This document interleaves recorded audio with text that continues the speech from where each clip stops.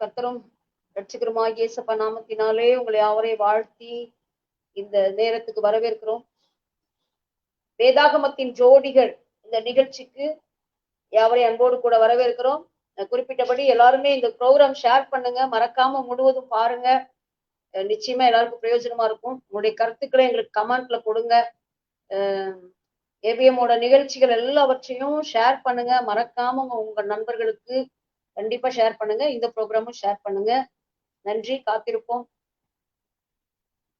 சகோதரி எஸ்தரம்மா and Jesline அவர்களும் இந்த நிகழ்ச்சியில இணைந்து கொள்வாங்க.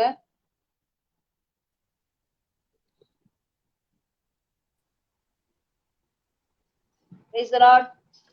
Praise the Lord.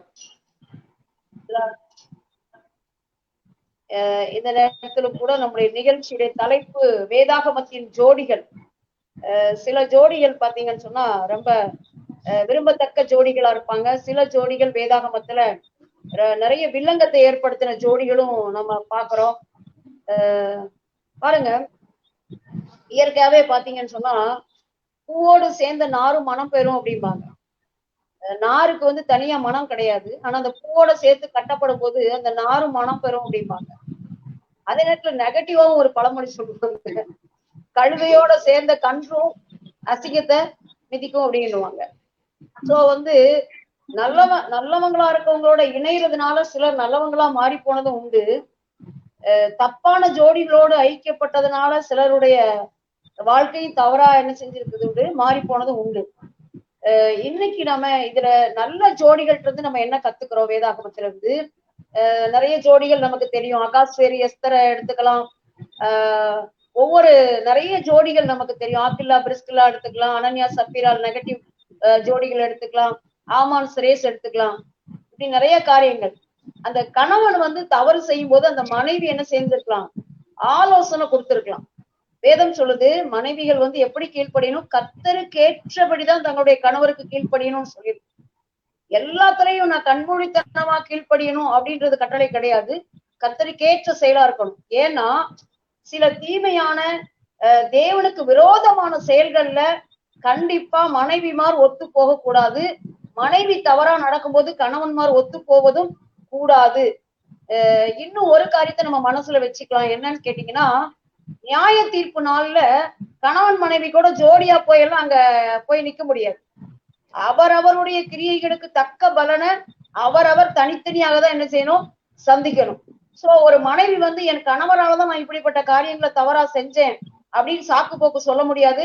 ஒரு கணவர் வந்து என்னுடைய மனைவினாலதான் இந்த பாவச் செயலுக்கு நான் உடன்பட்டேன்னு என்ன செய்ய முடியாது, விரல் நீட்ட முடியாது. எல்லாரும் அவரவருக்குரிய நியாயத்தை கண்டிப்பா தனித்தனியா அடைய வேண்டிய கட்டாயத்துல இருக்கிறோம். சோ வந்து இந்த காரியத்துல நம்ம வேதாகமத்தின் ஜோடிகளில் இருந்து நம்ம கற்றுக்கொள்வது என்ன அப்படின்னு சொல்லி நம்ம பார்க்கலாம். முதலாவது நம்முடைய ஜெஸ்லின் வந்து அதை பத்தி, ஏன்னா அவருடைய நெட்வொர்க் நிறைய ப்ராப்ளத்துல இருக்கிறதுனால முதலாவது ஜெஸ்லின் தன்னுடைய கண்ணோட்டத்தில் வேதாகமத்தின் ஜோடிகளை குறிச்சு பல விஷயங்களை அவங்க 2 நாளா அலசி எடுத்திருக்காங்க. அதையெல்லாம் நம்ம முன்னாடி வைக்க போறாங்க. அவங்க ஒரு பெரிய புல்லட் வீராங்கனை. அவங்கள எங்களுடைய ஏபிஎம் சார்பாக வாழ்த்தி வரவேற்கிறோம். இப்ப புல்லட்டை விட வேகமா அவங்க நிகழ்ச்சிக்குள்ள கொண்டு போக போறாங்க. கர்த்தர் தாமே ஆசீர்வதிப்பாராக. இந்த வேலைக்குள்ள நம்ம போகலாம், ஜெபித்து ஆரம்பிக்கலாம். எஸ்தரமா ஒரு சிறிய ஜெபத்தை ஏறெடுத்து இந்த நிகழ்ச்சிக்குள்ள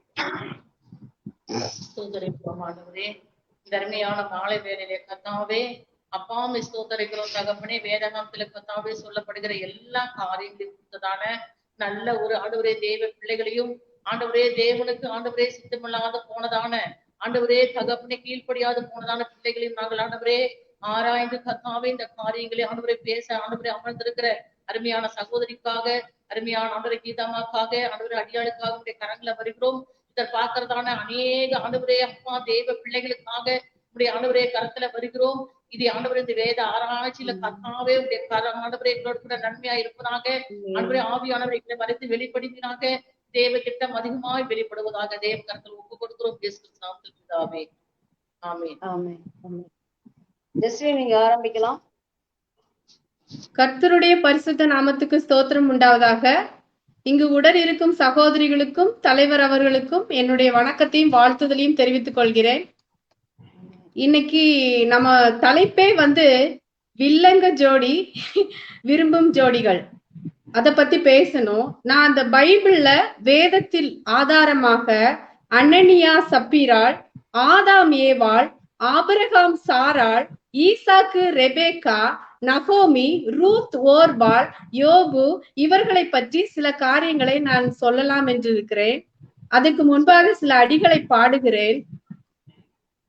இன்றை தீனாமதிலும் ஒரு நாமத்தினா, இன்றை தீனாமதிலும் ஒரு நாமத்தினா, தந்தனின் கிருபைக்காக ஓமக்கென்றும் சோத்திரம் சோத்திரமே, தந்தனின் கிருபைக்காக ஓமக்கென்றும் சோத்திரம் சோத்திரமே, ஸ்தோத்திரம் இயேசுநாதா, ஓமக்கென்றும் சோத்திரம் இயேசுநாதா, சோத்திரம் இயேசுநாதா, ஓமக்கென்றும் சோத்திரம் இயேசுநாதா, சோத்திரம் செய்கிறோம் நின்னடி யாத்திரோ நாமத்தின் ஆதரவில். ஆமென். அனனியா சப்பீராள் என்ற தம்பதிகள் தேவனுக்கு கொடுக்கவென்று தமது நிலத்தை தாமாகவே அதை விற்றனர். பேதுரு கேட்ட போது அவங்க சொல்லிட்டாங்க, விற்ற பணம் இவ்வளவுதான். அதாவது ஒரு பங்க யாரு அறியாம அவங்க எடுத்து வச்சுக்கிட்டாங்க. அவன் துணித்து பொய் சொன்னா, விழுந்து செத்து போனான். தன் கணவனுக்கு நேர்ந்ததை அறியாமல் வந்த சபீராலும் அதே பொய்ய சொன்னான். அதே பொய்ய சொல்லி அவளும் விழுந்து செத்து போனான். கணவன் மனைவியாக ஒருவருக்கொருவர் துணையா இருந்து வாழ அழைக்கப்பட்ட நாம் எதிரில் ஒருவருக்கொருவர் துணையா இருக்கிறோம். ஆனா இந்த மாதிரி காரியங்களை நம்ம குறித்து எச்சரிக்கையா இருக்க வேண்டும். தேவன் மனைவிகளாகிய நம்மை எதற்கு துணையாக அழைத்திருக்கிறார்? தவறான வழியில் கணவன் செல்லும் போது அவரை திருத்தி நல்வழிப்படுத்தவும் நமது கடமையாக இருக்கிறது. அவளால் தன் கணவனையும் பாதுகாக்க முடியல, அவளையும் பாதுகாத்து கொள்ள முடியல. கிட்டத்தட்ட 3 மணி நேரத்துல இடைவெளியில 2 பேருமே இறந்து போனாங்க. அவங்க தப்பு பண்ணாலும் ஒன்னாவே செய்யறாங்க. அதே இது நல்ல விஷயத்துல ஒன்னா இருந்திருந்தாங்கன்னா ஆண்டவர் ஆசீர்வதிப்பார். இதே மாதிரிதான் ஆதாம் ஏவாள் விஷயத்துல பார்க்கும்போது ஒரு நாள் ஏவாள் மட்டும் தனியா இருந்தாங்க. அப்போ ஒரு பாம்பு அவளிடத்துல பேசியது, தோட்டத்தில் இருக்கிற எல்லா பழங்களையும் நீங்க சாப்பிடக்கூடாது என்று கடவுள் சொன்னாராமே, இது உண்மையா அப்படின்னு சொல்லிட்டு அந்த பாம்பு ஏவாள் இடத்தில் தனியா இருந்த ஏவாள் இடத்தில் போய் கேட்டது. பெண்களை இப்படிதான் வஞ்சிப்பாங்க. சர்ப்பம் எப்படி வஞ்சிக்குதுன்னு பாருங்க. அந்த தனியா இருக்க ஏவாள் இடத்துல போய் அது சொல்லுது, உன்னை கடவுள் இதெல்லாம் சாப்பிடக்கூடாதுன்னு சொல்லியிருக்காரா அப்படி சொல்லி. உடனே ஏவாள் சொல்றாங்க, எல்லா மரங்களையும் சாப்பிடலாம், ஆனா ஒரே ஒரு மரத்துல இருக்கிற பழத்தை மட்டும் சாப்பிடக்கூடாது, சாப்பிட்டா செத்து போடுவாங்க அப்படின்னு கடவுள் சொல்லியிருக்காரு அப்படின்னு சொன்னாங்க. உடனே அந்த பாம்பு சொல்லுச்சு, அதெல்லாம் போய் நீங்க சாப்பிடுங்க, நீங்க சாப்பிட்டீங்கன்னா கடவுளை போல மாறிடுவீங்க அப்படின்னு சொல்லி அந்த பாம்பு அந்த ஏவாளை வஞ்சித்தது. அப்போ உடனே என்ன பண்ணுச்சுன்னா, அவளுக்கு ஆசையா இருந்தது, சரி நம்ம இந்த பழத்தை சாப்பிட்டு பார்க்கலாம் அப்படி சொல்லி இவ சாப்பிட்டா. இவ சாப்பிட்டுட்டு அதோட விட்டாளா? விடல. உடனே போய் தன்னோட கணவனுக்கும் அந்த ஆதாமுக்கும் அந்த பழத்தை கொண்டு போய் கொடுத்தா.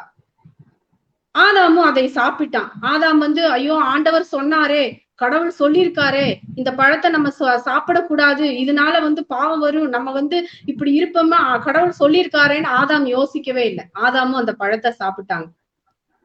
சாப்பிட்ட உடனே ஆண்டவர் வந்து கேட்டாரு, நான் சாப்பிடக்கூடாதுன்னு சொன்ன பழத்தை நீங்க ஏன் சாப்பிட்டீங்க அப்படின்னு. உடனே ஏவாள் வந்து பாம்பு மேல பழிய போடுறா.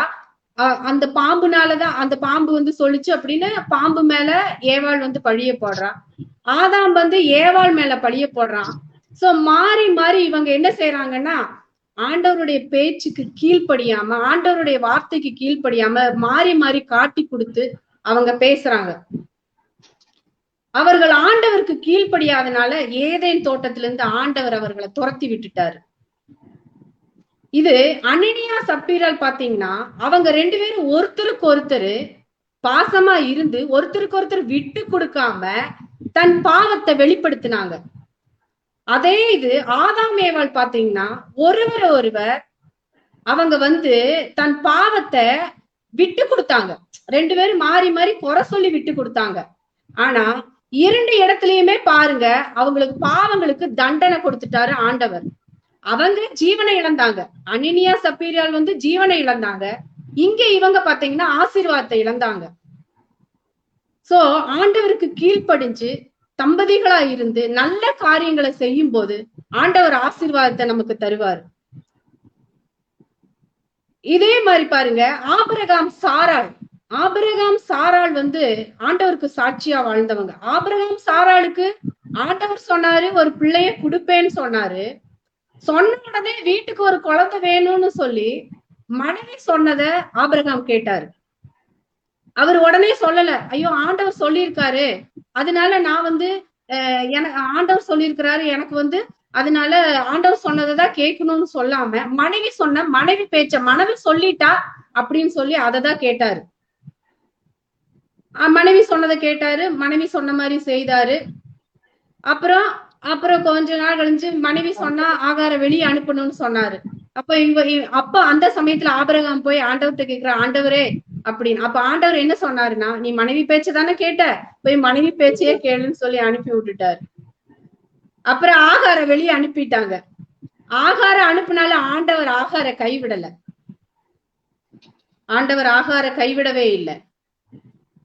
ஈசாக்கோட அப்பா பேரு ஆபிரகாம், அம்மா பேரு சாராள். அவங்க கானான் நாட்டுல இருந்தாங்க. அந்த நாட்டுல யெகோவாவை வணங்கல. அந்த கானான் நாட்டுல இருந்தவங்க வந்து யெகோவாவை வணங்கல. ஆனா யெகோவாவை வணங்குற பெண்ணை ஈசாக்கு வந்து கல்யாணம் பண்ணி வைக்க ஆசைப்பட்டாங்க. அதனால ஈசாக்கோட வேலைக்காரன் எலியேசரை என்ன செஞ்சாங்கன்னு சொன்னா, ஆரான் ஊருக்கு அனுப்பி விட்டாங்க. அங்க போய் ஆரான் ஊர்ல ஆபிரகாமோட சொந்தக்காரங்க எல்லாம் ஆரான் ஊர்ல தான் இருக்காங்க. சோ அங்க போயிட்டு அவங்களுக்கு ஒரு பொண்ணு பார்த்து ஈசாக்குக்கு கொண்டு வர்றதுக்கு வேண்டி வேலைக்காரரை ஆரானுக்கு அனுப்புறாங்க. அப்போ ஆரோன் வந்து அந்த ஆரோன் ஊருக்கு வந்து இவங்க எல்லாம் போறாங்க. யாரு? எலியேசர், அவங்க கூட கொஞ்சம் வேலைக்காரர்கள், ஒட்டகம், இதெல்லாம் சேர்ந்து அங்க போறாங்க, ஆரானுக்கு போறாங்க. அங்க போகும்போது நான் போய் அங்க ஒரு கிணறு பாக்குறாங்க. அந்த கிணற்றண்டையில போய் இவங்க எல்லாம் நிக்கிறாங்க. இவங்க எல்லாம் அங்க இருக்காங்க. இங்க இந்த கிணத்துக்கு எப்படியும் பொண்ணுங்களா தண்ணி எடுக்க வருவாங்க. சோ அப்படி வரும்போது நம்ம அதுல ஒரு பொண்ணு, நல்ல பொண்ணு பார்த்து ஈசாக்கு கல்யாணம் பண்ணி வைக்கலாம் அப்படின்னு அப்படி முடிவு பண்ணிட்டு அந்த எலியேசர் வந்து அதுல நின்று ஒரு சின்ன ஜெபம் பண்றாரு. ஆண்டவரே நான் இங்க இந்த கிணற்றண்டையில நிக்கிறேன். இங்க வர்ற பொண்ணு என் ஒட்டகங்களுக்கும் எனக்கும் தண்ணி வார்த்து, என் ஒட்டகங்களுக்கும் தண்ணி வார்த்து எந்த பொண்ணு எல்லாம் பண்றாங்களோ அவங்கள வந்து நான் ஈசாக்கு என் எஜமானனுக்கு மனைவியா கொண்டு போவேன்னு சொல்லி அவர் முடிவெடுக்கிறார். அதே போல கிணற்றண்டையில நின்றுட்டு இருக்காங்க. அப்ப அழகான ரெபேக்கா தூரத்துல இருந்து வராங்க. வந்து இவரு தண்ணி எடுக்க ஆரம்பிக்கிறாங்க. அப்போ வந்து அவங்க என்ன சொல்றாங்கன்னா, இவர் கேக்குறாரு, எனக்கு வந்து இந்த ஒட்டகங்களுக்கும் எனக்கும் நீங்க தண்ணி தாங்க அப்படி கேட்கும்போது, அப்போ ரெபேக்கா உடனே என்ன செய்யறாங்கன்னா, தண்ணீர் கேட்ட உடனே ஒட்டகத்துக்கும் அவங்களுக்கும் எல்லாம் தண்ணிய நிறைய எடுத்து ஊத்தி கொடுக்குறாங்க. அவங்க. உடனே எலியேசர் மிகவும் சந்தோஷப்பட்டு அவங்க அவங்க செய்ததுனால ரொம்ப சந்தோஷப்பட்டு அவங்களுக்கு நிறைய பரிசு கொடுக்குறாங்க அந்த ரெபேக்காளுக்கு. அடுத்து எலியேசரையும் அவங்களோட வந்தவங்களையும் எல்லாரையும் வீட்டுக்கு கூட்டிட்டு போறாங்க. யாரு? ரெபேக்கா வந்து கூட்டிட்டு போறாங்க. வீட்டுல இருந்தவங்க கிட்ட எலியேசர் விஷயத்த சொல்லி வீட்டுல இருந்தவங்களுக்கு ஒரே சந்தோஷம். அவங்க எல்லாம் கல்யாணத்துக்கு ஒத்துக்கிட்டாங்க. எலியேசரை அனுப்பினது ஆண்டவர் தான் எலியேசரை அனுப்புனாங்கன்னு சொல்லி அவங்க ரெபேக்கா வந்து தீர்மானிக்கிறாங்க. அதனால ஈசாக்க கல்யாணம் பண்ணிக்கிறதுக்கு ஓகே சொன்னாங்க. கானான் நாட்டுக்கு எலியேசரோட போனாங்க. அங்க போனாங்க, ஈசாக்க கல்யாணம் பண்ணிக்கிட்டாங்க. ரெபேக்கா ஆண்டவருக்கு பிடிச்ச மாதிரி நடந்துகிட்டாங்க. அதனால ரொம்ப வருஷத்துக்கு அப்புறம் அந்த குடும்பத்திலேயே நம்ம ஏசப்பா பிறந்தாங்க. சிஸ்டர் சொல்லுங்க, தொடர்ந்து பேசவா? தொடர்ந்து இன்னும் சில நிமிஷம் எடுத்துக்கோங்க. அப்புறம் அவங்க வந்து ஆண்டவருக்கு ரொம்ப பிரியமா நடந்துகிட்டதுனால அவங்கள வந்து ரொம்ப ஆசீர்வதிச்சு ஏசப்பா அந்த குடும்பத்திலே பிறந்தார். அதே மாதிரி நகோமி வந்து ஒரு இஸ்ரவேல் பெண். நீங்க பைபிள்ல பாத்தீங்கன்னா நகோமி வந்து ஒரு இஸ்ரவேல் பெண். அப்ப அங்க வந்து பஞ்சம் உண்டான போது நகோமியும் அவங்களோட 2 மகள்களும் மோவாப் தேசத்துக்கு சென்றார்கள்.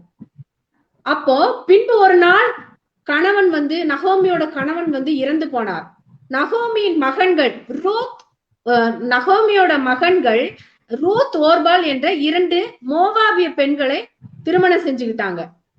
ஏறக்குறை 10 ஆண்டுகளுக்கு பிறகு அந்த 2 மகன்களும் இறந்து போனாங்க. அப்போ அவங்க மகன்கள் இறந்து போனோம்னா நகோமி என்ன நினைக்கிறாங்கன்னா, நம்ம வந்து இங்க இருக்க வேண்டாம், நம்ம சொந்த ஜனங்களோட போய் இருந்துருவோம். ஏன்னா கணவரும் இறந்து போனாரு, மகன்களும் இறந்தாச்சு. இந்த 2 மருமகளும் அவங்க அம்மா வீட்டுல அவங்க அம்மாவோட போய் இனி சந்தோஷமா இருக்கட்டு அப்படின்னு சொல்லி இவங்க முடிவு பண்றாங்க. அப்ப நகோமி என்ன சொல்றாங்கன்னா, மகளே நீங்க வந்து உங்க அம்மா கூட போய் இருங்க, நீங்க இங்க இருக்க வேண்டாம் அப்படின்னு சொல்லி சொல்றாங்க. யாருக்கிட்ட? ஓர்பால் கிட்டையும் ரூத்துக்கிட்டையும் சொல்றாங்க. அப்ப நகோமி அவங்களுக்கு கூப்பிட்டு முத்தம் செய்து நீங்க வந்து உங்க ஜனங்கள் இடத்துக்கு போங்கன்னு எல்லாம் சொல்லி அவங்களை இது பண்றாங்க. அப்போ ஓர்பால் என்ன பண்றாங்கன்னா அவங்க தகப்பன் வீட்டுக்கு போறாங்க. ஆனா ரூத்து சொல்றாங்க, நான் வந்து உங்களை விட்டு போக மாட்டேன், என்ன வந்து உங்ககிட்ட இருந்து போக என்ன கட்டாயப்படுத்தாதீங்க, தயவு செய்து என்ன உங்களோட வர விடுங்க அப்படி சொல்லி ரூத் வந்து சொல்றாங்க.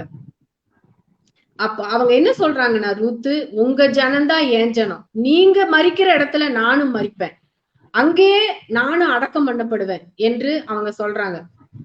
அத கேட்ட பிறகு நகோமியானால அவங்கள திரும்ப போக சொல்ல வற்புறுத்த முடியல. கடைசியா 2 பேரும் இஸ்ரவேலுக்கு போய் அங்கேயே தங்கி விடுகிறார்கள். அங்கே தங்கும் போது வயல்களில வேலைக்கு போறாங்க ரூத்து. வயல்களில, ஏன்னா அங்க வயல் நெற்கதிரெல்லாம் இருக்கும்போது அங்க வேலைக்கு போறாங்க.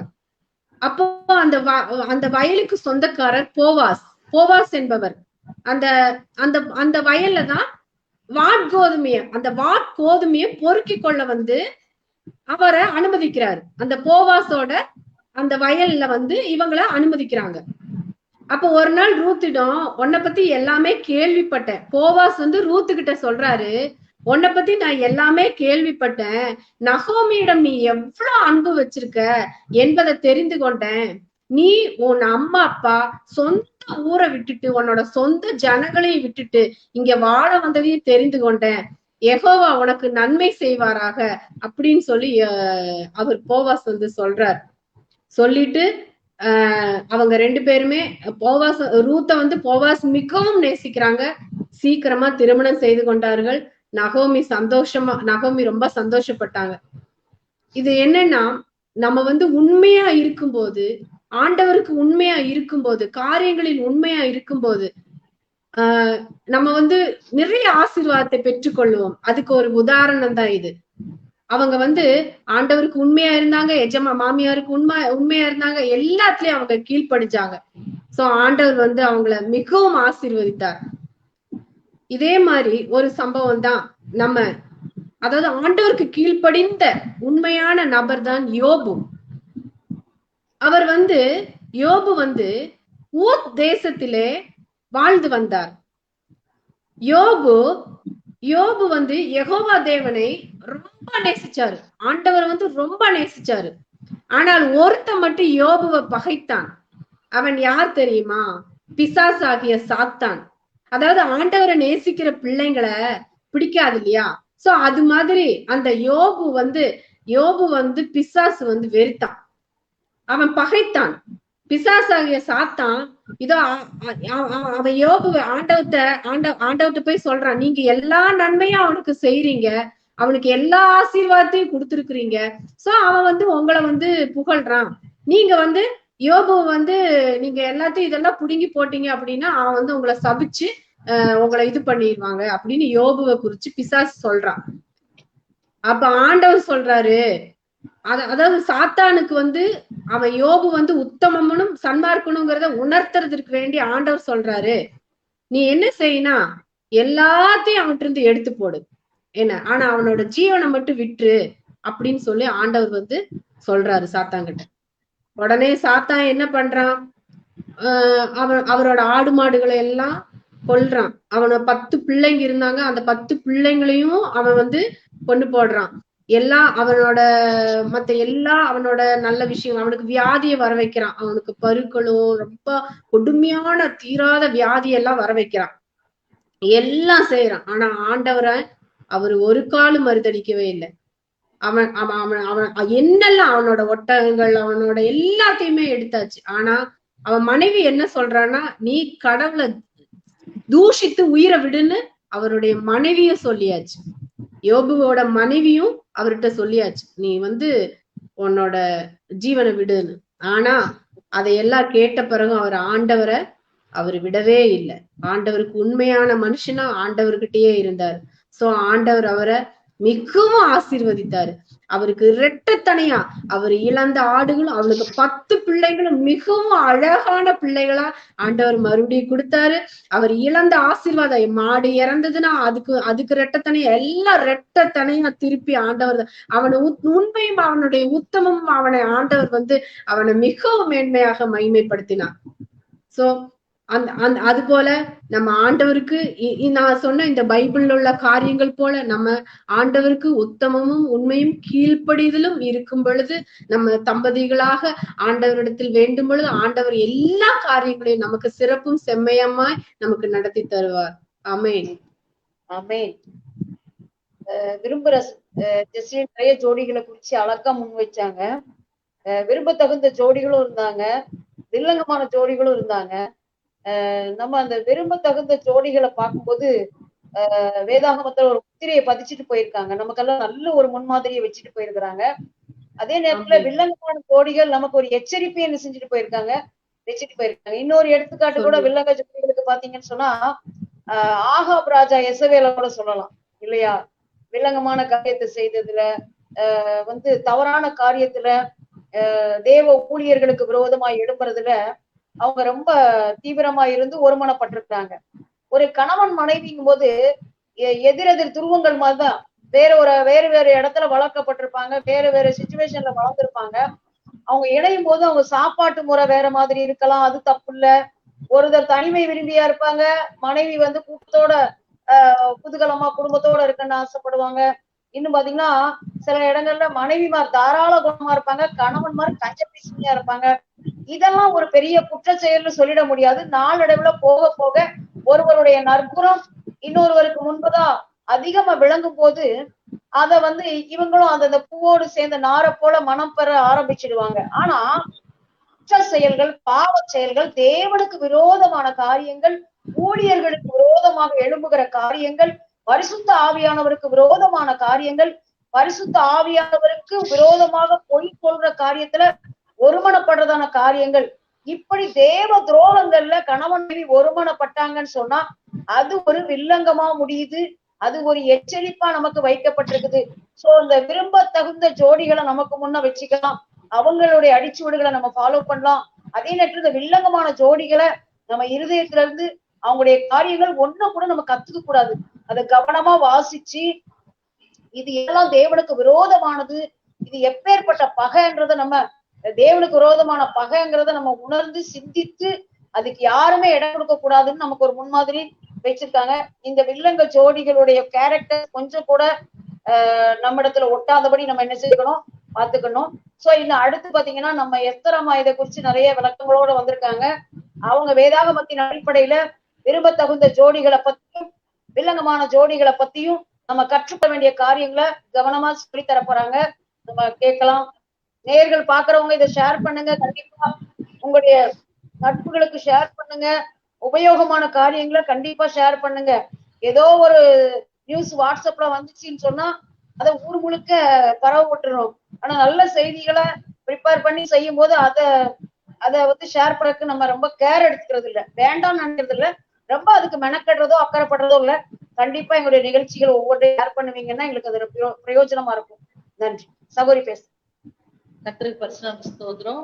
தர்மையான நிகழ்ச்சியில காண்கிறதான எல்லா விதமான ஜனங்களுக்காகவும் இது நடந்துக்கிறதான அருமையான பாபு மயிலானுக்காகவும் அருமையான சகோதரி கீதாக்காகவும் கர்த்தருடைய சமூகத்துல நன்றி செலுத்தி தர்மையான விவாத இந்த காரியங்கள் நல்ல தேவனுக்கு நல்ல ஜோடிகளுக்காகவும் விலகமான ஒரு ஜோடிகளும் நாம் இப்போ கலந்து பார்க்க போறோம். இதுல முதலாவதாக நான் சொல்ல வருகிறது யார் அப்படின்னா, அருமையான லோத்தின் மனைவியை குறிச்சுதான் நம்ம பார்க்க போறோம்.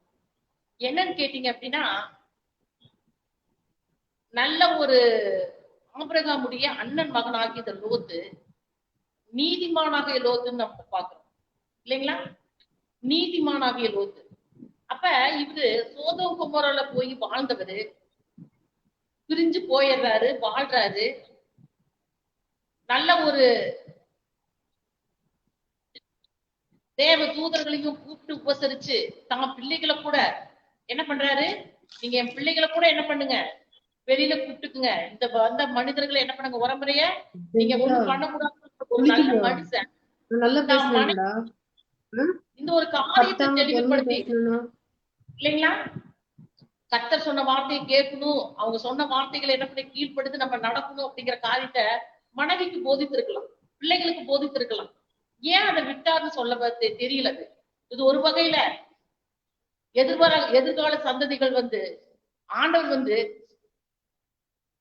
எவ்வளவு பெரிய நீதிமானா இருந்தாலும் மனைவி தவறு செய்வா அப்படின்னு தெரிஞ்சா அத கண்டு காணாம விட மாட்டார். அதையும் கரெக்டா ஆண்டவர் என்ன பண்ண தண்டிப்பாருங்கிறதுக்காகவே லோத்தின் மனைவிய உதாரணமா வைத்திருக்கிறார். புதிய ஏற்பாட்டுல பார்க்கிறோம். நம்ம லோத்தின் மனைவியை நினைத்துக் கொள்ளுகின்ற பட்டையில் வாசிக்கிறோம். அப்படி இருக்கும்போது மனைவிக்கு வந்து இப்படி நீ எங்கேயும் நில்லாத, எங்கே எந்த சமூகத்திலும் நில்லாத, நீ எதை என்ன பண்ணக்கூடாது, திரும்பி பார்க்க கூடாதுங்கிற அந்த வார்த்தைய உறுதியா மனைவிக்கு போதித்திருந்து நடத்திய கண்டிப்பா அந்த அம்மா என்ன பண்ணிருக்க வேண்டியது இல்ல, புத்துன்னு ஆயிருக்க வேண்டியதே இல்லை. அப்ப அந்த காரியத்துல அவர் என்ன பண்ணிட்டாரு, அந்த காரியத்தை விட்டுட்டாருன்னு பார்க்கிறோம்.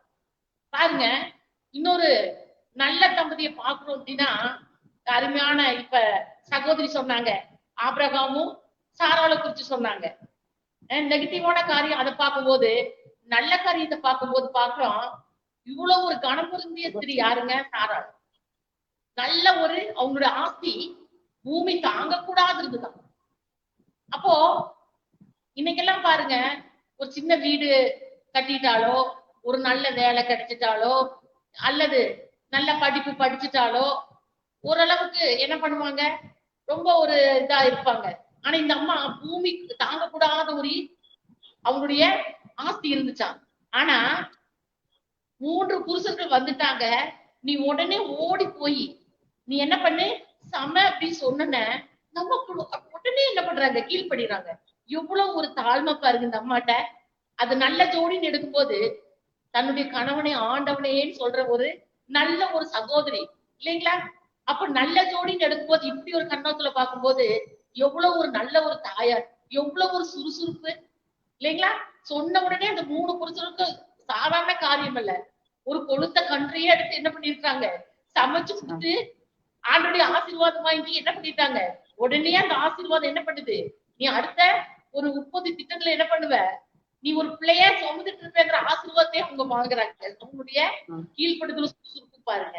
இந்த இடத்துல ரெண்டு பேருடைய ஒரு நல்ல ஒரு கீழ்ப்படுதலும் ஆசீர்வாதத்தும் பாருங்களேன். இவங்க ஒரு நல்ல ஜோடிக்கு உதாரணமா இருக்காங்க.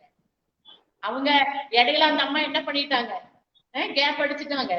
ஆனாலும் இந்த விஷயத்துல பார்க்கும்போது தன் கணவனை ஆண்டவனேன்னு சொல்லி அழைத்தவங்களா சாரா. இந்த விஷயத்துல இவங்க என்ன பண்றாங்க, நல்ல ஜோடியா ஒரு மனைவி எப்படி நடந்து கொள்ளணுங்கிறதுக்கான உதாரண ஒரு தாயாரா இந்த இடத்துல என்ன பண்றாங்க, கடந்து வர்றாங்க. அப்போ இன்னொருத்தரை பார்க்க போறோம். நல்ல ஜோடிகள்ல அக்சாலையும் ஒத்தேனியலும் பாக்குறாங்க. அப்ப இந்த அக்சால என்ன பண்றாங்க, தன் தகப்பங்கிட்ட காளைக்கிட்ட வர்றாங்க. என்ன சொல்றாங்க, வறட்சியான என்ன பண்ணீங்க, நிலங்களை கொடுத்தீங்க, இப்ப நீர் பாய்ச்சனான நிலத்தை தரணும். இந்த ஒத்தேனிகளை குறிச்சு நம்ம பாக்குறோம், சரித்திரம் சொல்லுது. அவர் ஒரு நல்ல மனுஷன் ஒத்தேனிகள். அவங்களுடைய தொழில் என்னன்னு கேட்டீங்கன்னா, அநேக அந்த வறட்சியான இடங்கள்ல வெள்ளாமை எல்லாம் இருக்காதான். என்ன பண்ணுவாங்களாம், நிறைய அம்புகள் விட்டு என்ன பண்ணுவாங்கன்னா, அந்த அந்த அந்த பனி தேசங்கள்ல கரடிகளை என்ன பண்ணுவாங்க, அடித்து அதை என்ன பண்ணுவாங்க, அதை உணவா சாப்பிடுவாங்க. அப்ப அந்த வறட்சியான பகுதி. அப்ப இவங்க என்ன பண்றாங்க, கல்யாணம் பண்ணி வர்றாங்க. யாருங்க, காளைக்குடி மக.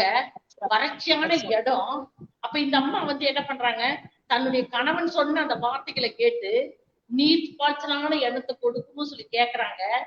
இவங்க என்ன பண்றாங்க, இந்த ஒத்தேனியல் சொல்லப்பட்டிருக்கு, நியாயாதிபதிகளை சொல்லப்பட்டிருக்கு.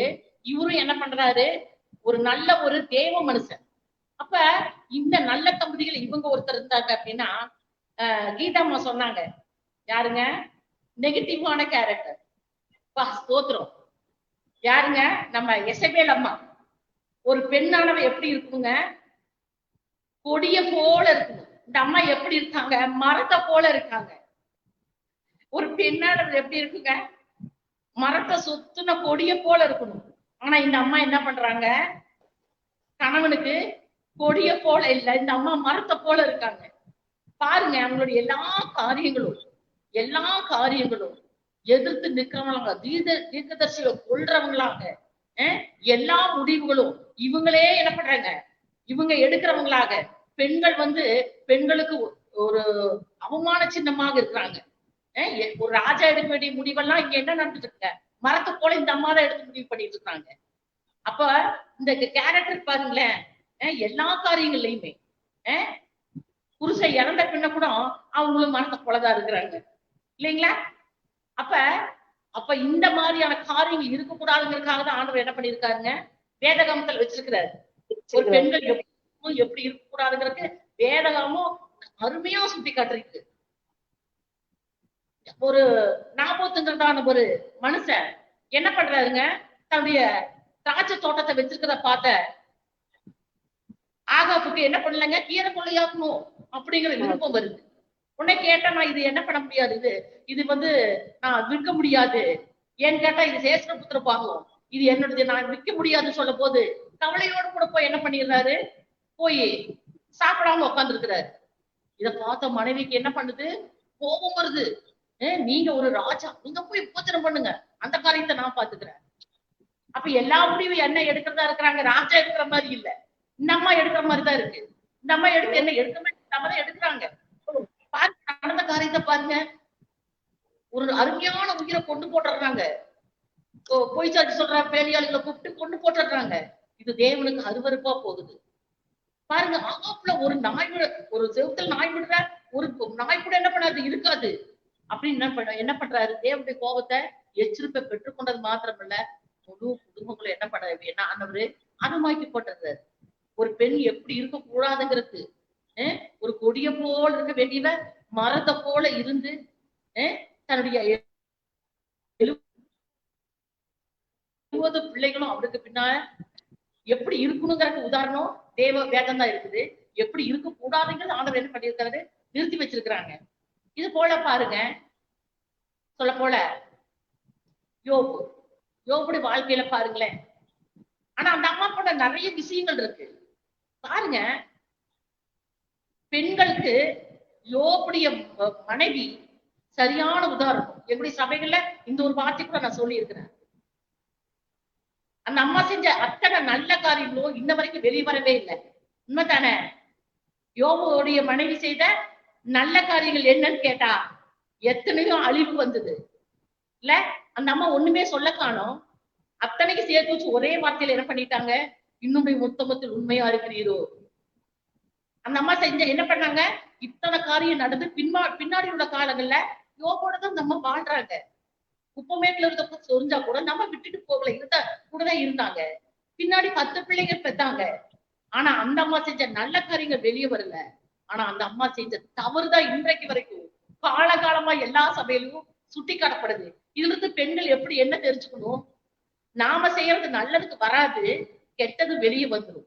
அப்ப நாம என்ன பண்ணணும், எச்சரிக்கையா இருக்கணும், கவனமா இருக்கணுங்கிறதுக்கு யோபின் மனைவி நல்ல உதாரணம் இல்லைங்களா. அவங்க செஞ்ச ஒரு கெட்ட காரியம் மாத்திரம்தான் இன்னும் யோபின் மனைவி. ஆனா அந்த அம்மா கூடவே இருந்தாங்க, இத்தனை காரியத்துக்கு கூடவே இருந்தாங்க. பின்ன அந்த அம்மா தான் 10 பிள்ளை பெத்து கொடுத்துருக்காங்க இல்லைங்களா. அப்ப பெண்கள் என்ன, நல்லது செய்யறோங்கிறது சலிச்சுக்கிறது கிடையாது. நாம கெட்டது செஞ்சாதான் வெளியே வந்துடும். நல்லது செய்து விலை வராட்டி பரவாயில்ல, கெட்டது செய்யக்கூடாதுங்கிறது எச்சரிப்பு யோபினுடைய மனைவி. ஸ்தோத்திரம். இப்படி இன்னும் நிறைய கேரக்டர் பின்னாடி இருக்கிறாங்க. கர்த்தருடைய பரிசுநாமத்துக்கு ஸ்தோத்திரம். இன்னும் பேசுவோம். ஆமென். நன்றி. எஸ்தர்மா அருமையா சொன்னாங்க. எஸ்தர்மா சொன்ன விஷயத்துல எனக்கு ரொம்ப பிடிச்சது என்னன்னா, லோத்துடைய மனைவியை பத்தி சொன்னாங்க. லோத்து சோதாம அழிக்கிறதுக்கு தூதர்கள் வரும் முன்னால ஆபிரகாம சந்திக்கிறாங்க. ஆபிரகாம சந்திக்கும் போது அந்த சோதோமுடைய காரியத்தை குறிச்சு, ஆபிரகாம் என் சிநேகிதனா இருக்கிறபடினால நான் ஆபிரகாமட்ட மறைப்பேனோ அப்படின்னு சொல்லிட்டு சோதோம குறிச்ச காரியங்களை கர்த்தர் வெளிப்படுத்துறாரு. அப்ப ஆபிரகாம் திறப்புல நின்று சோதோமுக்காக ஜெபம் பண்றாரு. நீங்க சொன்ன மாதிரி லோத்து தன்னுடைய மனைவி பிள்ளைகளுக்கு பேசி வச்சிருக்கிற மருமகன்களை, அவங்க குடும்பத்தை இப்படி ஆதாயம் பண்ணியிருந்தா கூட 10 ஆத்துமா கண்டிப்பா என்ன செஞ்சிருக்கலாம், ஆதாயம் பண்ணிருக்கலாம். அந்த நம்பிக்கையில தான் ஆபிரகாம் கர்த்தரிடத்துல பரிந்து பேசுறாரு. இன்னும் நம்முடைய சமூகத்துல துணிந்து சொல்றேன், 10 நீதிமான்கள் இருந்தால் கூட நீங்க என்ன செய்யக்கூடாது, சோதோமா அழிக்க கூடாது அப்படின்னு சொல்லி கேட்டுக்கிறாரு. அவரோட நம்பிக்கை, நம்முடைய லோத்து அங்க எப்படியாவது ஒரு 10 பேரையாச்சுமா ஆதாயம் பண்ணாம இருப்பான் அப்படின்னு சொல்லி அவருடைய நம்பிக்கை இருந்தது. அதனாலதான் இன்னும் உங்களுடைய அடியான் பேச துணிந்தேன், 10 நீதிமான்கள் இருந்தாலாச்சும் நீங்க என்ன செய்யக்கூடாது, அழிக்க கூடாதுன்னு கேட்கிறாரு. ஆபிரகாமுடைய நம்பிக்கை அப்படி இருந்தது லோத்து மேல. ஆனா அங்க 10 பேர் கூட அவன் தன் சொந்த குடும்பத்தை கூட ஆதாயம் பண்ணாம தான் வச்சிருந்தான். இன்னும் கேட்டா அவனுடைய மனைவி கூட என்ன செய்யல, அவனால ஆதாயம் பண்ண முடியல. சோ இந்த ஜோடிகள்ல கொஞ்சம் வீழ்ச்சி அடைந்த ஜோடிகள்ல இவங்களையும் நம்ம சேர்த்தலாம். அடுத்து பாத்தீங்கன்னு சொன்னா 1 பேதுருல 3ஆம் அதிகாரம் 4ஆம் வசனம் 4ஆம் வசனம் பாத்தீங்கன்னா, மயிரை பின்னி பொன்னாபரணங்களை அணிந்து உயர்ந்த வஸ்திரங்களை உடுத்திக் கொள்ளுதல் ஆகிய புறம்பான அலங்கரிப்பு உங்களுக்கு வேண்டியதாயிராமல், அழியாத அலங்கரிப்பாய் இருக்கிற சாந்தமும் அமைதலுள்ள ஆவியாகிய இருதயத்தில் மறைந்திருக்கிற குணமே உங்களுக்கு அலங்காரமாய் இருக்க கடவுது. அதுவே தேவனுடைய பார்வையிலே விலையேற பெற்றது. பாருங்க, ஒரு மணவாட்டி தன்னுடைய நகைகளை ஆபரணங்களையும் தன்னுடைய ஆடைகளையும் மறப்பாளோ அப்படின்னு வேதத்துல சொல்லப்பட்டிருக்குது. பெண்கள் பொதுவா அந்த ஆடை ஆபரணங்களுக்கு ரொம்ப முக்கியத்துவம் கொடுக்கறது உண்டு. நாம இப்போ ஒரு பிரசங்கியா இருந்தா கூட செய்தி 2-3 நாளா உட்கார்ந்து மீட்டிங் போறதுக்கு ரெடி பண்ணாலும் 3 நாள் செய்தி, 3 நாள் கூட்டத்துக்கு 3 நாள் செய்தி நம்ம ரெடி பண்ணி முடிச்சதுக்கு அப்புறம் அடுத்து நம்ம மைண்ட்ல ஓடுறது என்னன்னா, அந்த 3 நாள் மீட்டிங்லயும் என்ன சாரி நம்ம கட்ட போறோம், எந்த ட்ரெஸ் எடுத்துட்டு போனோம் அப்படின்னு சொல்லி அதெல்லாம் நம்ம பேக் பண்ண ஆரம்பிப்போம் அந்த மீட்டிங் போகிற சமயத்துல. சோ இந்த ஆடை அணிகலன்களுக்கு ஆண்கள் கொடுக்குறாங்களோ இல்லையோ முக்கியத்துவம், பெண்கள் அதிக முக்கியத்துவம் கொடுக்கறது. ஆனா வேதத்துல பாத்தீங்கன்னா அதை விட முக்கியமான ஒரு அலங்கரிப்பு ஒரு பெண்ணுக்கு அமைதல், சாந்தமும் அமைதலும் உள்ளமான ஒரு அலங்காரம் அது வேணும். அது ஒரு குணம், இருதயத்துல மறைந்திருக்கிற குணம் அலங்காரமா இருக்கணும் அப்படின்னு சொல்லி நம்ம நீதிமொழிகள் 31 வாசிக்கிறோம். அந்த பெண் குணசாலியான ஸ்திரியை குறிச்சு பல உச்சிதமான காரியங்களை நம்ம தெரிந்து கொள்றோம். அதுல பாத்தீங்கன்னு சொன்னா அவள் உடை பலமும் அலங்காரமா இருக்குது அப்படின்னு சொல்லி போட்டிருக்கு. சோ குணசாலியான ஸ்திரீ ஒன்னும் கேவலமான ட்ரெஸ் எல்லாம் அவ போட, அலங்காரமா நல்ல அலங்காரமான ட்ரெஸ் தான் உடுத்துறாங்க. ஆனா அதை விட அலங்கரிப்பா அவங்களுடைய குணம் சிறப்பா சொல்லப்படுது. ஏன்னா அவளுடைய சுறுசுறுப்பு, அவள் நிமித்தம் அவளுடைய கணவனுக்கு அந்த மூப்பர்கள் மத்தியில அவனுக்கு நியாய சங்கத்துல அவன் ஒரு முன்னணியில போய் உட்காரக்கூடிய ஒரு அழகு. அடுத்து பாத்தீங்கன்னா அவள் ஒரு கிரீடமா இருக்கிற அவனுடைய கணவனுக்கு, அவருடைய பிள்ளைகள் எழும்பி அவளை மிகவும் வாழ்த்துற அளவுக்கு அவளுடைய குணம் பிரசித்தி பெற்றதா இருக்குது. சோ ஒரு ஜோடி என்று வரும்போது பெண்கள் பங்கு இதுல ரொம்ப சிறப்பு. எப்படியெல்லாம் ஒரு பெண் இருக்கக்கூடாதுங்கிறதுக்கு தான் எடுத்துக்காட்டி எசபேல். தன் கணவனை கேளாம சகலத்தை இவளே தீர்மானிக்கிறார். அங்க ஒரு பாருங்க, பாவ செயல் குற்ற செயல்ல ஈடுபடுறா. பாத்தீங்கன்னு சொன்னா இந்த நான் சொன்னேன் முதல்லயே, ஒரு கணவன் மனைவினா பல வித்தியாசங்கள் இருக்கும். சாப்பாட்டு வகையில வித்தியாசம் இருக்கும், கொடுக்கல் வாங்கல்ல இவங்க கொஞ்சம் ஆசைப்படுவாங்க, அவங்க கொஞ்சம் கஞ்ச பிசினியா இருப்பாங்க. சில இந்த மாதிரி காரியங்கள் எல்லாம் குற்ற செயல் நம்ம எடுத்துக்க முடியாது. ஒருவரை பார்த்து ஒருவர் நாளடைவுல கற்றுக்கொள்ள முடியும். ஆனா குற்ற செயல், பாவ செயல், தேவ ஊழியர்களுக்கு விரோதமா எழும்புறது, அநியாயமா இன்னொருடைய சொத்தை ஆட்டைய போடணும்னு நினைக்கிறது, ஏமாற்றி வஞ்சித்து அவனை உபவாசம் கூட்டிட்டு போய் அந்த இடத்துல பாத்தீங்கன்னு சொன்னா அவனை கொல்றா பாருங்க. கொன்னுட்டு அந்த திராட்சை தோட்டத்தை எடுத்து தன்னுடைய கணவனுக்கு கிஃப்டா கொடுக்குறா, நீ கீரை தோட்டம் போட்டுக்க அப்படின்னு சொல்லி. பாருங்க, இது ரொம்ப ரொம்ப கீழ்த்தரமான இழிவான செயல். இன்னைக்கு பெண்கள் வந்து தன்னுடைய கணவருக்கு நல்ல காரியத்துல உறுதுணையா இருக்கணுமே தவிர, தன்னுடைய கணவன் கோபப்படும் போது, ஆத்திரப்படும் போது, ஒருவர் மேல ஒரு எரிச்சலோடும் கசப்போடும் வரும்போது அதுக்கு எண்ணெய் ஊத்துற மனைவியா இருக்கக்கூடாது. அதுக்கு சேர்ந்து இவங்களும் கொள்ளி வைக்கிற மனைவியா இருக்கக்கூடாது. அததான் ஆமான் சுரேஷ் விஷயத்துல நம்ம பாக்குறோம்.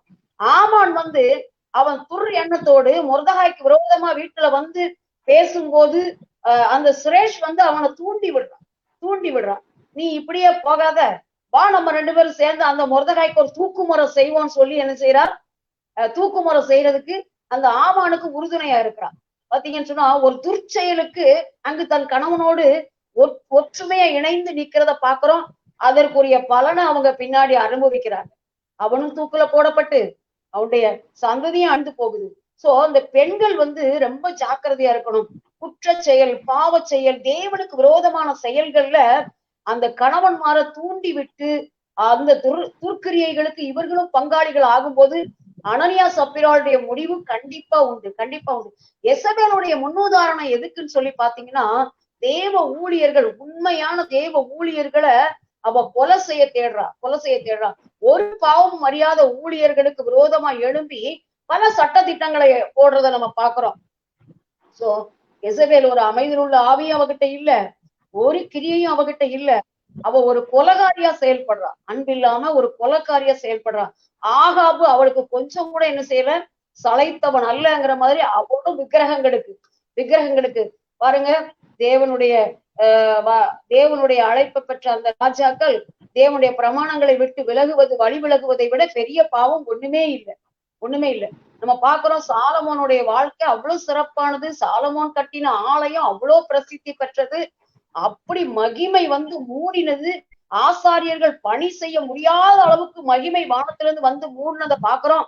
அப்பேற்பட்ட மகிமையுள்ள ஆலயத்தை கட்டி லட்ச பலிகளை செலுத்தின அந்த ஆபிரகாம் அவ்வளவு அறிவாளி, புத்திசாலி, அவ்வளோ பெரிய ஞானம் உள்ளவன். ஆனா கடைசி நாட்கள்ல வேதம் சொல்லுது, அவனுடைய பெண்கள், அவனுடைய மனைவிமார்கள் அவர்கள் அவனுடைய இருதயத்தை அந்நிய தெய்வங்களை வழிபடும்படியாக வழுதி போகும்படி செய்தார்கள் அப்படின்னு சொல்லி நம்ம பாக்குறோம். சோ தவறான இணைப்பு வந்து அவங்களுக்கு வீழ்ச்சியை கொடுக்கறத பாக்குறோம். இதே போலதான் எசபேலுடைய காரியத்தை நம்ம பாக்குறோம். அவளுக்கு என்ன நடந்துச்சு நம்ம கண் முன்னாடி பாக்குறோம்.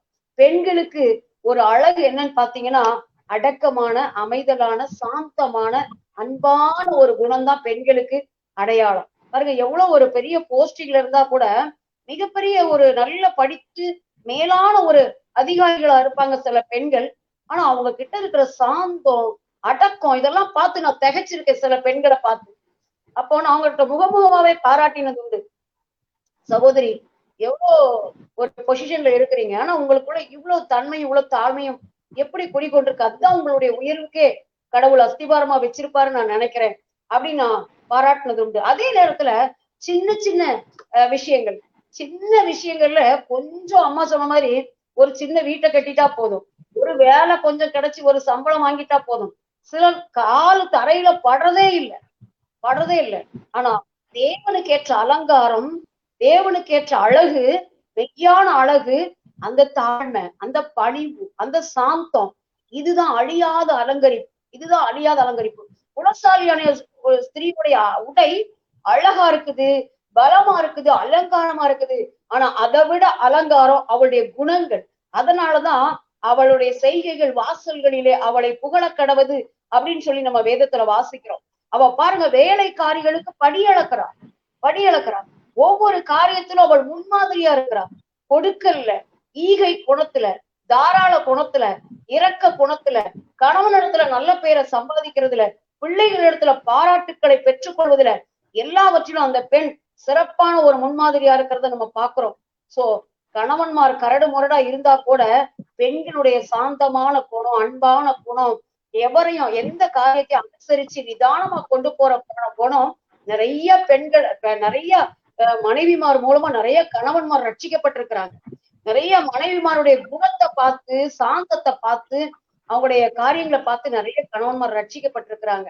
ஆனா அதே நேரத்துல அந்த கணவர்மாரும் பாத்தீங்க சொன்னா மனைவிமார் தீமையான காரியங்களை செய்யும் போது, இஸ்ரவேல் இப்படி செய்யும் போது ஆகாப் ஒரு இஸ்ரவேலின் ராஜா அதை தட்டி கேட்க தவறிட்டான். பாருங்க, சில பெண்கள் ஒரு குடும்பத்துக்கும் இவங்களுக்கும் பிரச்சனை இருக்கும்.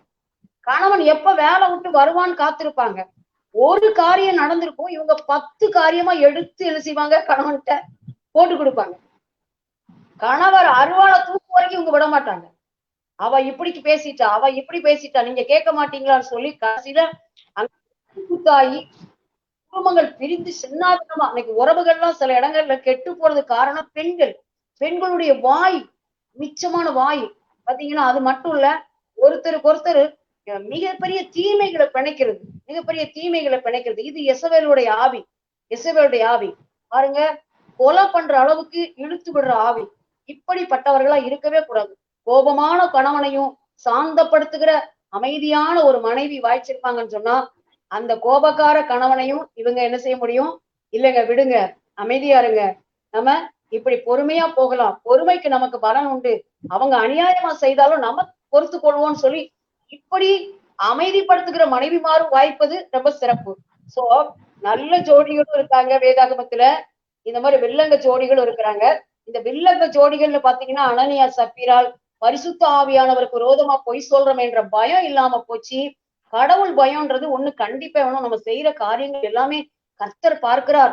மனைவி சொன்னா கணவன் எச்சரிக்கணும், கணவன் மீறினா மனைவி எச்சரிக்கணும். இல்லைங்க, நம்ம இப்படி செய்யக்கூடாது, கர்த்தர் பார்த்துட்டு இருக்கிறாரு, கர்த்தருக்கு விரோதமான பாவத்தை நம்ம செய்யக்கூடாது, இது குற்ற செயல், இது பாவ செயல், இது தேவ துரோகம் அப்படின்னு சொல்லணும். அதே மாதிரி எசபேல் தப்பு பண்ணாலும் ஆகாப் மனைவிய பார்த்து, நீ தேவனுடைய ஊழியர்களுக்கு விரோதமா, தேவனுடைய உண்மையான ஊழியர்களுக்கு விரோதமா நீ இப்படிப்பட்ட காரியங்கள்ல செய்யாத அப்படின்னு சொல்லி தடுத்திருப்பான்னு சொன்னா, அவனுடைய பிள்ளைகள் எல்லாரையும் கொண்டு போய் ஒரு இடத்துல வச்சு ஒரு நாள் வெட்டுறாங்க பாருங்க, தலையெல்லாம். அப்படி சந்ததியே அழிக்கப்படுது. சுவர்ல நீர் விடுற ஒரு நாய் கூட அவங்க வீட்டுல மிச்சம் இல்ல. பாருங்க, அவங்களுடைய ரத்தப்பழி அந்த இடத்துல விசாரிக்கப்படுது. அவங்க யாருடைய ரத்தத்தை வீணா சிந்துனாங்களோ அந்த ரத்தப்பழி அங்க விசாரிக்கப்படுது. அவருடைய சந்ததி பாருங்க, அவருடைய தலைகள் எல்லாம் பறவைகள் கொத்துப்படி வரும்போது அங்க ஒரு வேலைக்காரி துணியை போட்டு மூடினாள். அதை வாசிக்கும் போது நம்ம ஈரக்குறைய நடுங்குது. சோ பெற்றோர் தவறான ஜோடிகளா வில்லங்கத்தை ஏற்படுத்துறவங்களா இருப்பாங்க சொன்னா, அது அவருடைய சந்ததியே, அவருடைய குடும்பத்தை சாபத்தால மூடிக்கொள்ளும். மிகப்பெரிய பயங்கரங்கள் நடைபெறுவதில் சந்தேகமே இல்லை. சோ இந்த நாட்கள்ல நமக்கு வேண்டியது கடவுள் பயம். வில்லங்கமான ஜோடிகளா நம்ம இருக்கவே கூடாது. அப்படி யாராவது கணவன்மாரை கொளுத்தி போட்டுட்டு இருக்காதீங்க. இந்த பட்டாசு கொளுத்துற மாதிரி கணவன் மனசுல கொஞ்சோண்டு கோபம் தான் இவங்க எண்ணெய் ஊத்தி அதிகமாக்கி அந்த கணவரை தூண்டி விடுறது. அப்படி இருக்கக்கூடாது. கொஞ்சோண்டு இருக்கிற கோபத்தை கூட உங்க அன்பால, சாந்தத்தால, பொறுமையால அந்த உறவுகளை காத்து கொண்டு அந்த தீங்கையும் நீங்க நன்மையா மாற்றக்கூடிய மனைவிகளா இருப்பீங்கன்னு சொன்னா, இதுல பேதுரு எழுதின 1 பேதுரு நிருபத்துல 3ஆம் அதிகாரத்துல அந்த அழியாத அலங்கரிப்பாய் இருக்கிற சாந்தம், அமைதல் உள்ள ஆவியாகிய இருதயத்தில் மறைந்திருக்கிற இந்த குணம் நாளடைவுல உங்கள் சந்ததிக்கு ஆசீர்வாதத்தை கொடுக்கும். உன் சந்ததியின் மேல என் ஆசீர்வாதம், உன் சந்தானத்தின் மேல என் ஆசீர்வாதத்தை ஊற்றுவேன்னு சொல்றாரு. எப்படி ஊற்றுவாரு? முட்டி போட்டு ஜெபிக்கிறதுனாலயும், பெரிய வேத கலாசாலையில படிச்சு பக்கமா எழுதுறதுனாலயும் மட்டும் இல்ல, நம்முடைய வாழ்க்கை, நம்முடைய இருதயத்தில் இருக்கிற கசப்பு வெறுப்புகளை எடுத்து போட்டு அன்பால நிரப்பி கொள்ளும் போது, அந்த அழியாத அலங்கரிப்பால நம்மளை நிரப்பி கொள்ளும் போது நம்முடைய குடும்பத்துக்கு வேண்டிய ஆசீர்வாதத்தை கர்த்தர் கொடுக்க வல்லமையுள்ளவரா இருக்கிறார். நிச்சயமா இதுல வேதாகமத்துல நம்ம தெரிந்து கொண்ட வில்லங்கமான ஜோடிகளை நம்ம எதுக்கு, அதான் வேதம் ஒரு ஒளிவு மறைவற்றது. வேதத்துல ஏன் இந்த தப்பான காரியங்களை எல்லாம் எடுத்துட்டு நன்மையான காரியங்களை மட்டும் வேதத்துல எழுதி வச்சிருக்கலாமே பரிசுத்த ஆவியானவர். இந்த நெகட்டிவ் கேரக்டர்ஸ் எல்லாம் ஏன் வச்சிருக்கிறாரு? இதையெல்லாம் பார்த்து நம்ம சீர்படணுங்கிறதுக்காக, நமக்காக எழுதி வச்சிருக்கிறாரு. நம்ம சீர்பட்டுக்கணும். ஓ, இது தப்பான காரியம், இதோடைய முடிவு எப்படி இருக்குது, எசபேலுடைய முடிவு எப்படி இருக்குது, அவளுடைய அகம்பாவம், ஆணவம், திமிரு, பழி வாங்குதல், ரத்தம் சிந்துதல், தேவ ஊழியர்களுக்கு விரோதமாக பேசுதல், தேவ ஊழியர்களுக்கு விரோதமான செயல்கள், குற்ற செயல்கள், பாவ செயல்கள், அதெல்லாம் சபிக்கப்பட்ட காரியங்கள். இதையெல்லாம் செய்த எசபேலுடைய சந்ததி எப்படி அழிந்து போனது? இதையெல்லாம் கர்த்தர் ஏன் பரிசுத்த ஆவியானவர் வேதாகமத்துல வச்சிருக்கிறாருன்னு சொன்னா, நம்மளுடைய இருதய சீரடையும்படிக்கு தான் வச்சிருக்கிறார். இதை பார்த்து சீரடையும்படிக்கு தான் வச்சிருக்கிறார். சோ இந்த வில்லங்கமான ஜோடிகளை பார்த்து நம்ம எச்சரிப்பு அடைவோம். விரும்பப்பட்ட இந்த ஜோடிகளை பார்த்து அதுல இருந்து நம்ம கற்றும் கொள்ளுவோம். அதுல இருக்கிற நல்ல குணங்கள், நல்ல காரியங்களை நம்ம எடுத்துக்கொள்வோம். ஆபிரகாமை பத்தி அம்மா சொன்னாங்க. எனக்கு ஆபிரகாம் சாராள் விஷயத்துல ஒரு காரியம் ரொம்ப பிடிக்கும், ரொம்ப பிடிக்கும். எப்படின்னா, அந்த விருந்தோம்பல், அந்த விருந்து கொடுக்கறதுல அவங்க அந்த முந்தின அதிகாரத்துல 99 வயது சாராளுக்குன்னு போட்டிருக்குது. 99 வயதான சாராள் ஆபிரகாம் சமைக்கணும்னு ஒரு இளங்கன்றை கொண்டு கொடுத்து வேலைக்காரன்ட்ட சமைத்துட்டு வர்றதுக்குள்ள 3 படின்னு தெரியல, 4 படின்னு தெரியல, 3 படி மெல்லிய மாவு எடுத்து அப்பம் சுட்டு ரெடி பண்ணிட்டாங்க. 99 வயசுல கணவனும் மனைவியும் வந்திருக்கிற விருந்தாளிகளை உபசரிக்கிறதுல எவ்வளவு போட்டி போட்டுக் கொள்றாங்க பாருங்க, எவ்வளவு போட்டி போட்டுக் கொள்றாங்க. சில வீட்டுல பெண்கள் பாருங்க, ஒரு காபி வைக்கிறதுக்கு 10 முறை தடுமாறுவாங்க. காபி வைக்கிறேன், குடிக்கிறீங்களா, வேணுமா வேண்டாமா, வேணுமா வேண்டாமா. இவங்க கேட்கிற விதமே எப்படி இருக்கும்னா, வேண்டாம்னா வேண்டான்னு சொல்லிட்டாங்கன்னா அப்படின்ற மாதிரியே கேட்பாங்க. வேணுமா வேண்டாமா, வேணுமா வேண்டாமா. ஆனா அவங்க பாருங்க, ஆண்டவமாரே ஆபிரகாம் சாராள் செல்வ சீமானா இருந்தாங்க. அவங்கள பத்தி விசுவாச தகப்பனா ஆண்டவர் ஆசீர்வதிச்சாரு.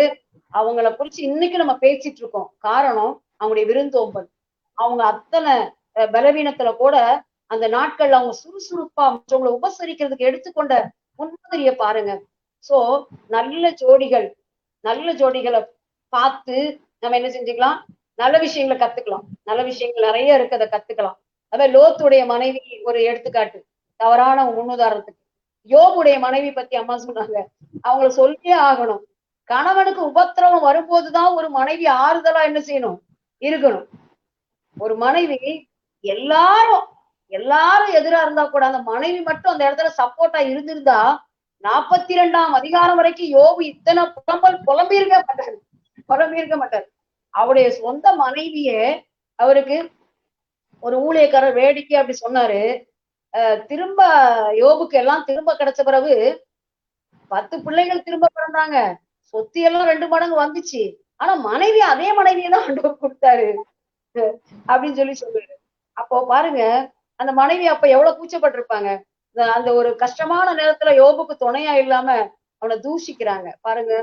ஜோடிகள், அற்புதமான ஜோடிகள் வேதத்துல நம்ம பார்த்தோம். நிறைவான ஜோடிகளை நம்ம எடுத்துக்கொள்ளலாம். இந்த வில்லங்கமான ஜோடிகளை நமக்கு எச்சரிப்பாகவும் எடுத்துக்கொள்ளலாம். அவைகளே நம்ம அவாய்ட் பண்ண வேண்டாம்.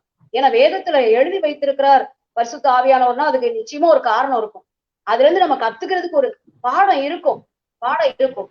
சோ ரொம்ப கவனமா இருப்போம் இந்த காரியங்களை குறிச்சு. குற்ற செயல்கள், இந்த மாதிரி பாவ செயல்கள்ல ஒருமனப்பற்றாதீங்க. வேதம் அப்படி சொல்லவே இல்லை. கணவனுக்கு ஒரு மனைவி கீழ்ப்படியணும், கர்த்தருக்கு ஏற்றபடி கீழ்ப்படியணும். ஒரு கணவன் ஊழிய செய்யற ஒரு மனைவி கிட்ட எப்ப பார்த்தாலும் ஆபாச படங்களை கொண்டு வந்து அதை போடணும், இதை போடணும் சொல்லி அந்த மனைவியை துன்புறுத்த இந்த மனைவி, நீ என்ன மனைவியை ஏத்துக்காட்டி கூட பரவாயில்ல, நான் கர்த்தருக்கு கீழ்ப்படிக்கணும். நான் கர்த்தருக்கு ஒரு நாள் நியாய தீர்ப்புல நிற்கும் போது நான் தனிப்பட்ட முறையில கர்த்தருக்கு பதில் சொல்லணும். சோ நான் அந்த காரியத்துல உடன்படவே மாட்டேன் அப்படின்னு சொல்லி உறுதியா நின்னாங்க. அன்பான சகோதரிகளே, தேவனுக்கு கீழ்ப்படிந்திருங்க, கணவனுக்கு கர்த்தருக்கு ஏற்றபடி கீழ்ப்படிந்திருங்க. குற்ற செயல்கள், பாவ செயல்கள், இன்னும் கேட்டீங்கன்னா மிஞ்சின காரியம், தேவனுக்கு விரோதமான காரியங்கள் செய்வதிலெல்லாம் நீங்க உடன்படாதிருங்க. கூடுமான வரைக்கும் உங்க துணைக்கு உங்களுடைய சாந்தத்தினாலும் உங்களுடைய ஜெபத்தினாலும் தேவனுடைய சித்தத்தை தேவனுடைய காரியங்களை வெளிப்படுத்துங்க. கர்த்தர் உங்களுக்கு உதவி செய்வார். அம்மா சில வார்த்தைகளை சொல்லுவாங்கன்னு எதிர்பார்க்கிறேன். ஜெசிலோனோட நெட்வொர்க் கட் ஆயிட்டுன்னு நினைக்கிறேன். சோ அம்மா இந்த காரியத்தை குறிச்சு சில வார்த்தைகள் பேசி நம்ம நிறைவு செய்யலாம். கர்த்தருக்கு ஸ்தோத்திரம். திரும்ப நம்ம வர்றோம். யார் அப்படின்னு கேட்டீங்க அப்படின்னா, அருமையான அண்ணாளை குறிச்சு பாக்குறோம். பாருங்க, எல்கானா ஒரு அருமையான கணவன் மனைவி. பிள்ளை இல்லாத இருந்தாலும் ரொம்ப அதிகமா நேசிக்கிறான், ரெட்டிப்பான பங்கை கொடுக்குறான். அவன் ரொம்ப அழுகையோடு கண்ணீரோடு இருக்கும்போது ஆறுதலா இருக்கிறான். தன்னுடைய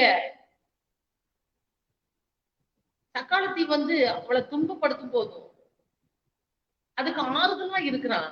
அது மாத்திரம் இல்ல, இவன் ஒரு நல்ல பொருத்தரை பண்ணி தேவ சமூகத்துல அழுது ஊழியக்கார் பேசி சமாதானத்தோட போய் ஒரு பிள்ளையை பெற்றா. இவன் பண்ண பொருத்தனைய உள்ள பெக்க வரைக்கும் புருஷன்கிட்ட சொல்லலைங்கிறத பாக்கணும். உள்ள பெத்த பிறகு இவன் ஆலயத்துக்கு பலி செலுத்த போகும்போது சொல்றா, நான் என்ன பண்ண போறேன், இந்த பிள்ளை நான் கர்த்தருக்காக கொடுக்க போறேங்க போது பாருங்களேன், நல்ல ஒரு கணவன் எந்த ஒரு காரியமே சொல்லல. என்ன சொல்றாருன்னா, கர்த்தருக்கு எது சித்தமோ அதை செய்ப்பா, பால் மறக்க வரைக்கும் நீ என்ன பண்ணு வெயி, அப்புறம் தேவன் என்னவோ தேவனுக்கு கர்த்தல கொடு. ஒரு நல்ல கணவனை பாக்குறோம் பாருங்களேன். எவ்வளவு ஒரு அருமையான ஒரு இந்த குலசாலியான ஸ்திரீ அப்படிங்கிற அந்த ஒரு பெண்களுக்கு மாத்திரம் இல்ல, இந்த ஆண்களுக்கும் அதை என்ன பண்ணுங்க சேரும். ஒரு நல்ல ஒரு கணவன் இவரு. எந்த ஒரு மறுப்பு, என்னப்பா இப்படி நீங்க அழுதுட்டு இருந்த, இத்தனை காலம் கழிச்சு நீ குழந்தை பெத்த குழந்தை கூட கொடுக்குறீ அப்படின்னே ஒரு தடையை என்ன பண்ணல, போடவே இல்ல. ஒரு நல்ல தேவனுடைய மனுஷன் பாருங்க. ஒரு குடும்பம்னா எப்படி இருக்கணும் அப்படிங்கிறதுக்கு எல்கான் நல்ல ஒரு உதாரணம். பண்ணு, தேவனுடைய கருத்துல என்ன பண்ணணும், என்ன தேவன் என்ன நினைக்கிறோம் அது நடக்கட்டும். நீ என்ன பண்ணு, உன்னுடைய பால் மறக்கிற வரைக்கும் நீ வெயி, அப்புறம் நீ என்ன பண்ண உன் இஷ்டப்படி செய். நல்ல காரியத்துக்கு தொட போகிற நல்ல ஒரு கணவனா இருக்கிறாரு. இவன் சொன்னபடி போய் என்ன பண்றான், பால் மரத்தை பின்ன போய் ஊழியக்காரத்தை கொண்டு போய் அந்த குழந்தைய கொடுத்துட்டு வரது ஒரு சின்ன சட்டையை கொண்டு போய் தைச்சு கொடுத்து பார்த்துட்டு வரான்னு பாக்கணும். அப்ப இந்த தம்பதிகள் பாருங்களேன், இவங்க ஒரு நல்ல ஒரு உதாரணமான நல்ல ஒரு தம்பதி இருப்பாங்க. அத போலதான் பாருங்களேன், மரியாதையும் யோசேப்பும் எடுங்களேன், எவ்வளவு ஒரு நல்ல ஒரு தேவ பிள்ளைகள் பாருங்க. நம்ம இயேசு கிறிஸ்துவ பிறந்ததான காலகட்டங்கள்ல தேவனிடத்துல எச்சரிப்பு பெற்று தள்ளிவிட மனதா இருந்தான்னு பாக்குறோம். ஆனா தேவனுடைய வார்த்தையில கிடைச்ச உடனே அவர் ரொம்ப ஒரு நல்ல மனுஷன் யோசிப்பு பாருங்களேன். கூட்டிட்டு போய் அந்த குழந்தைய அவர் பிரசவ காலம் வரைக்கும் அவர் என்ன பண்றாரு, ரொம்ப கவனமா கவனிச்சு அங்க ஒரு பிரசவிக்கிறதுக்கு என்ன பண்ணல, இடம் இல்ல, போய் மாட்டு தொழுவத்துலதான் என்ன பண்றாங்க. ஆனாலும் அவ ஏதோ ஒரு இடத்துல பெத்து எடுத்திருக்கணும், ஆனா மாட்டு தொழுவத்துலதான் கொண்டு போய் கிடக்குறாங்கன்னு பாக்கணும். ஒரு நல்ல ஒரு கணவன் மனைவி யாருங்க, மரியாதை யோசிப்பு. இவங்கெல்லாம் தேவன் என்ன பண்ணிருக்கா, நம்மளுக்கு முன்னுதாரணமா வச்சிருக்காங்க. அப்ப இந்த அனலியா சப்ரேல பாருங்களேன், தீமைக்கு 2 பேரும் ஒருமனப்படுறாங்க. இது இப்படி இருக்கக்கூடாது அப்படிங்கிறதுக்கான ஒரு எச்சரிப்பு தான். 2 பேரும் செய்யற காரியங்கள் ஆவியானவருக்கு எதிர்த்து நிற்கிற காரியங்கள். புருஷன் செத்ததே தெரியல. அப்ப பிரசங்கெல்லாம் பாருங்க, அனனியா செத்து போறான், பிரசங்க நிக்கவே இல்லை, தொடர்ந்து நடந்துட்டே இருக்குது. புருஷன் செத்தது கூட தெரியாதபடிக்கு பின்னாடி வரா சப்பிரால் வரான். புருஷனை போய் அடக்கம் பண்ணது செத்துட்டாங்கிறது கூட என்ன சொல்லல, யார்கிட்ட சொல்லல, உன் புருஷன் செத்துட்டாப்பா, நீங்க செஞ்ச காரியத்துக்கு செத்துட்டா, யாருமே யார்கிட்டயுமே பேசல. இவன் வர்றான், நேரம் வர்றான், இவ்வளவு தானு கேக்குறான். பேதுரு கேக்குறாரு, உடனே நாங்க அவ்வளவுதான் வித்தோம்னு சொல்லி பொய் சொல்றாங்க.